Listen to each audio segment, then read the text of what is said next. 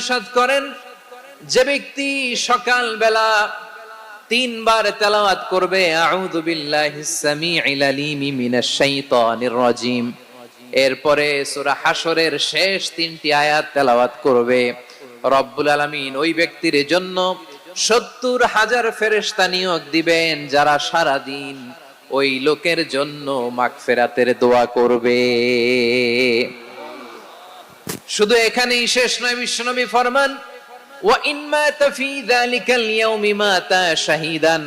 ওই দিন যদি ওই ব্যক্তিটা ইন্তেকাল করে সে শহীদ হয়ে কিয়ামতের দিন আল্লাহর সামনে দাঁড়াবে।